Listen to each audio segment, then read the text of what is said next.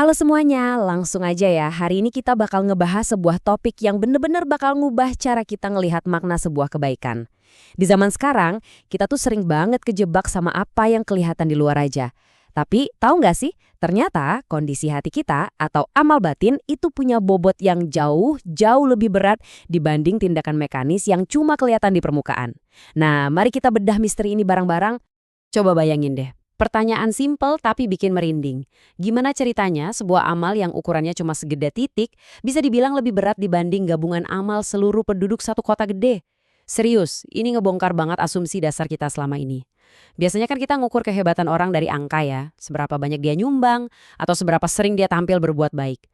Tapi, tunggu dulu, karena dunia spiritual tuh ternyata punya timbangannya sendiri, yang kerjanya beda banget sama logika kita.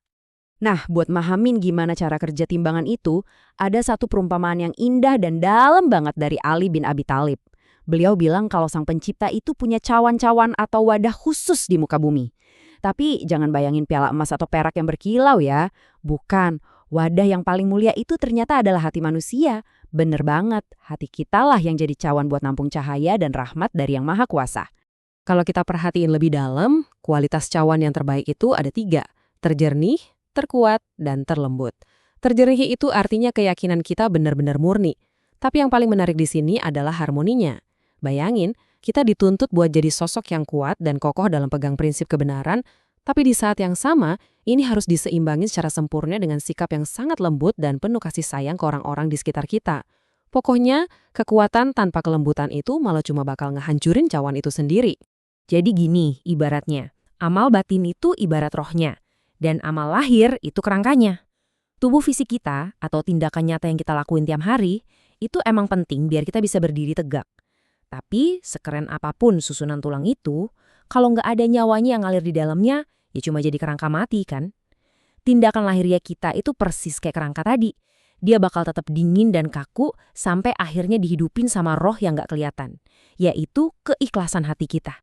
Coba deh perhatiin 2 skenario yang kontras banget ini. Di satu sisi, ada orang yang banyak dosa, lagi nangis tersungkur, bener-bener nyesal dengan hati yang hancur dan rendah diri. Di sisi lain, ada orang yang rajin banget ibadah, tapi dia sombong dan malah ngerasa takjub sama amalnya sendiri. Dan tahukah kamu, secara mengejutkan, air mata penyesalan dari si pendosa yang hatinya hancur tadi justru punya bobot spiritual yang jauh melampaui jutaan gerakan doa mekanis dari orang yang hatinya penuh kesombongan. Makanya, gak heran ada cerita terkenal banget soal sahabat Nabi Abu Bakar. Konon nih, amal kebaikan beliau yang mungkin cuma sejumput, iya, bayangin, cuma segede titik kecil ini.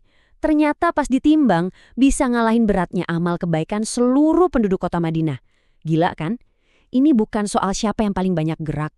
Ini terjadi murni karena hatinya yang luar biasa bersih dan keikhlasan yang nancep dalam banget di jiwanya. Lanjut ke bagian selanjutnya, roh di balik sebuah huruf. Biar lebih kebayang, yuk kita dengerin satu kisah luar biasa. Ini bakal ngasih lihat secara nyata apa jadinya kalau kita cuma nyoba niru casing atau bungkus luarnya doang tanpa punya isi di dalamnya.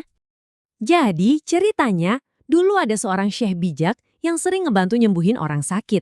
Caranya simple banget. Beliau cuma nulis 3 huruf wow di sebuah wadah, terus airnya diminumin ke orang yang sakit. Dan atas izin Tuhan, orang itu sembuh. Asistennya yang ngeliat ini mikir, wah keajaibannya pasti ada di bentuk tintanya nih. Akhirnya, si asisten diam-diam niru persis lekukan 3 huruf wow itu buat dikasih ke anak yang lagi sakit. Terus gimana hasilnya? Penyakit si anak justru makin parah secara drastis. Sang asisten ini benar-benar luput ngeliat bobot spiritual tak kasat mata di balik goresan tangan gurunya. Si asisten pasti bingung banget kan? Padahal bentuknya udah sama persis. Tapi waktu gurunya tahu, jawaban sang syekh banget. Yang nulis itu bukan hurufnya, tapi siapa yang nulis. Itu yang penting. Huruf bikinan syekh itu punya nyawa yang ngalir dari hatinya yang bersih. Sementara tulisan jiplakan si asisten, biarpun secara visual identik 100%, ya cuma teks mati. Karena nggak ada kekuatan spiritual sama sekali di belakangnya. Nah, kita masuk ke bagian kekuatan luar biasa dari hati yang bersih. Buat benar-benar paham seberapa dahsyatnya kekuatan kemurnian batin ini, kita bisa narik mundur buat ngecek bukti-bukti sejarah dari para pemimpin zaman dulu. Serius deh, ini bukan sekedar mitos, tapi realitas sejarah. Wahai air, mengalirlah. Suatu ketika, sungai Nil di Mesir itu kering kerontang. Warga lokal udah siap-siap mau ngelakuin tradisi kuno buat ngorbanin seorang gadis biar sungainya ngalir lagi. Waktu Umar bin Khattab dengar soal ini, beliau cuma ngirim secarik surat buat dilempar ke dasar sungai Nil. Isinya super simpel, merintahin sungai itu buat ngalir. Dan tebak, seketika air bah datang rendam daratan Mesir. Perintah ke alam semesta itu berhasil bukan karena tintanya, tapi didorong sepenuhnya sama kekuatan spiritual dari kondisi batin Umar yang benar-benar suci. Ada lagi kisah yang gak kalah menarik soal Imam Ahmad bin Hambal. Waktu itu beliau dimintain tolong ngurusin orang yang kerasukan. Beliau cuma nulis satu kata, ukhruj, yang artinya keluar. Begitu tulisan itu dibawa, entitas gaib yang ngerasukin langsung ketakutan dan kabur. Tapi perhatiin apa yang terjadi bertahun-tahun kemudian setelah Imam Ahmad wafat. Ada orang biasa nyoba ngatasin kasus serupa pakai kata yang persis sama. Bukannya kabur, jin itu malah ngetawain dia. Kenapa? Ya karena kata itu sekarang cuma sekedar tulisan biasa. Udah nggak ditopang lagi sama gelombang kekuatan dari jiwa besar sang imam. Sekarang pertanyaannya, gimana sih kebijaksanaan kuno soal isi dan casing ini berlaku buat keseharian kita di zaman sekarang? Apalagi di era di mana mata kita tuh nyaris nggak pernah lepas dari mandangin layar HP. Pernah nggak sih nanya ke diri sendiri sambil heran? Kenapa ya kita bisa tiba-tiba ngerasa kesel atau bahkan marah cuma gara-gara ngelihat foto orang lain yang lagi senyum lebar? Kedengarannya konyol banget kan kalau diakuin keras-keras? Tapi tahukah kamu, inilah epidemi modern kita yang paling merusak. Hati kita tuh pelan-pelan jadi sakit secara harfiah, murni cuma karena kita jadi saksi kebahagiaan orang lain di media sosial. Coba deh kita jujur-jujuran sebentar ke diri sendiri. Kalau kamu ngerasa sering ngalamin reaksi-reaksi aneh ini, misalnya nih, ngelihat temen lagi jalan-jalan tiba-tiba dada nyesek karena emosi. Atau ngelihat rekan kerja dapat hadiah besoknya kamu malah harus ke dokter karena migrain mikirinnya. Atau yang paling parah, ngelihat orang makan enak aja kamu ngerasa kayak lagi dibully sama kebahagiaan mereka.